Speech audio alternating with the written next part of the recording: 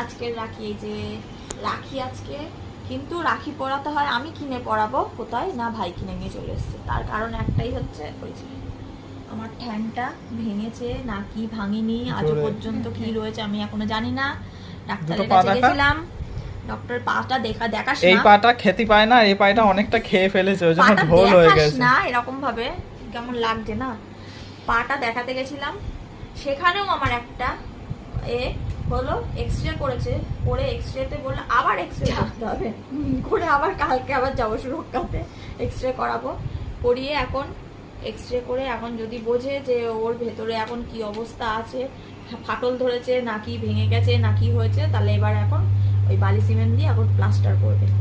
এখন জানি না, তারপরেও আমি হেসে যাচ্ছি, আমার যন্ত্রণা হচ্ছে।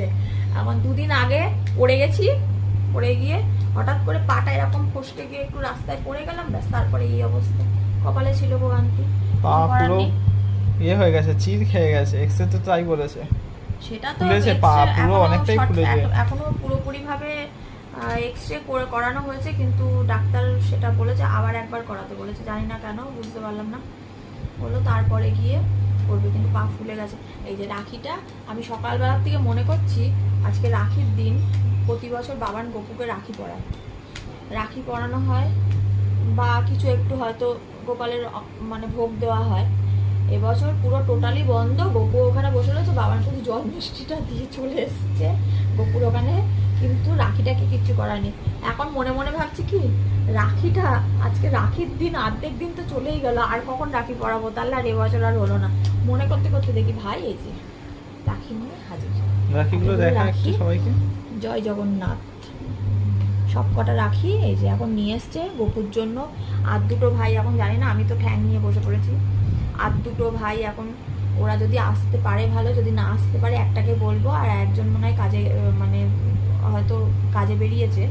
যদি আসতে পারে ভালো, যদি না আসতে পারে এই রাখিগুলো আবার ভাই নিয়ে চলে যাবে, ওরা ওদের মতো নিজেরা পরে নেবে। এই হচ্ছে ব্যাপার আমাদের আজকের এবারের বছরের রাখির হচ্ছে এই কাহিনী। আর বাবানকে রাখি, আর বাবানকে সকালবেলা এই যে আমার বাবা সকালবেলা বাবা রাখি পরে এসছে। আর বাবা কি করেছে, একটা রাখি নিয়ে এসছে বাবানের জন্য। বাবানের রাতের রাখিটা কোথায় গেল, সে উড়ে চলে গেছে রাতের রাখিটা। বাবা সকালবেলা এসছে, এসে বাবানকে এই যে রাখি পরিয়ে গেছে। বাবানকে তো আগে পড়াতো মা, তারপরে মেজো কাকিমাও পড়াতো। এবছর আর তো হবে না, নয়তো পাঠিয়েও দিতাম। এবছর আমাদের অসুখ রয়েছে তো ওই জন্য পাঠাইনি। আর ওই জন্য সকালবেলা দেখি বাবা কি করেছে, দেখি রাখি নিয়ে এসছে, আর বাবানের রাখির এই অবস্থা। এখন বাবান এখান থেকে একটা রাখি গপুকে পরাবে,